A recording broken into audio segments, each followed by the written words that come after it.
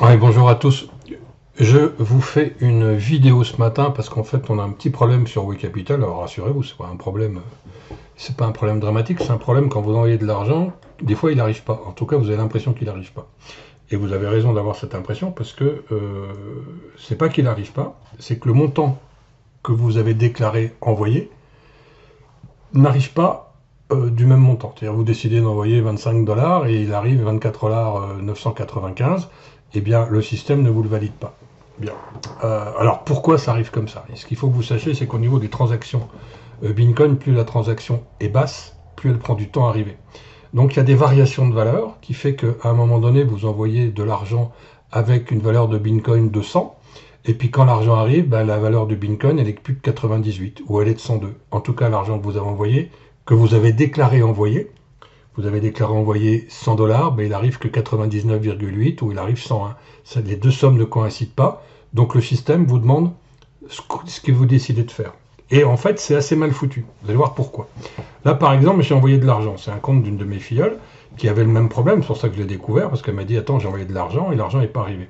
Comme c'est moi qui avais envoyé de l'argent de mon propre compte, j'étais vérifié, l'argent est bien dans la blockchain, tout était bon, et la transaction, elle était ici, donc j'étais la vérifier, j'avais pas de souci.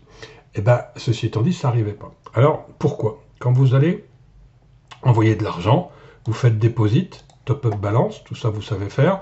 Si vous voulez envoyer du dollar US, eh bien vous mettez dollar US et vous sélectionnez le processeur que vous avez utilisé.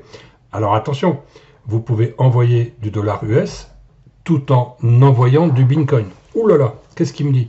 Eh bien simplement vous utilisez du Bitcoin pour l'envoyer en dollars.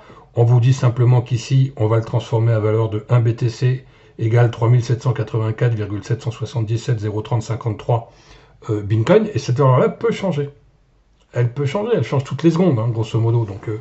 Donc vous allez faire quoi? Vous allez mettre ici non pas le nombre de Bitcoin que vous voulez envoyer, mais vous allez mettre que vous voulez envoyer 24 dollars.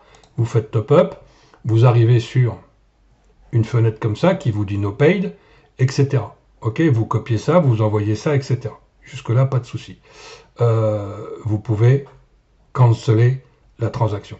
Vous avez bien remarqué que ce que j'ai fait, j'ai envoyé du dollar, et c'est directement Waywall qui me dit combien je dois envoyer et à l'adresse à laquelle je dois envoyer. Ok?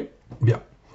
Je reviens maintenant, je réactualise mon écran, et vous allez comprendre quand je viens ici dans Deposit, dans Dépôt et Retrait.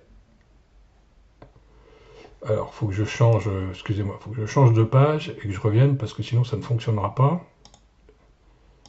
Je suis mort de rire parce que ça ne veut pas. Ah, si, ça y est, on y arrive. Voilà, je reviens dans Deposit. Là, en ce moment, j'ai un dépôt qui est en attente. Et vous ne le voyez pas. D'accord?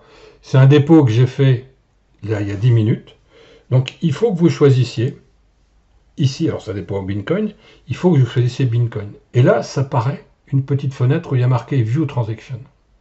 Et regardez bien, quand je clique sur View Transaction, qu'est-ce qui se passe? Ben, vous avez toutes les transactions qui ont été faites sur ce compte. Success, Success, et là, pour l'instant, on n'a rien. Vous voyez que dans le compte, il y a 0 $, il y a 0 Bitcoin.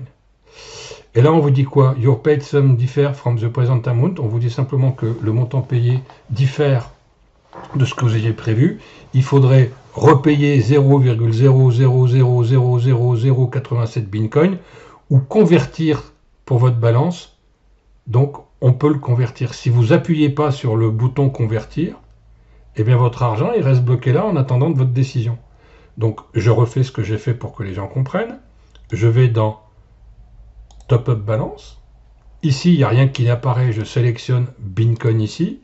J'ai mon View History, mon View Transaction qui apparaît ici. On peut le mettre en français si vous voulez. Et ici, il y a marqué surcharge. Vous voyez, surcharge, ça veut dire qu'il y a un petit problème. Et là, il manque un peu de pognon. Donc, on fait Convert Amount. Quand je vais faire Convert Amount, eh bien, les 24 dollars maintenant sont bien arrivés ici. Success. Et tant que vous n'avez pas validé ça, eh bien, vous êtes bloqué. Hein, parce qu'il y en a un qui me dit j'ai envoyé un peu d'argent, c'est pas arrivé. Je suis en train d'interroger le support qui ne comprend pas. C'est simplement cette manipulation-là à faire. J'espère que c'est clair pour tout le monde. Bonne journée!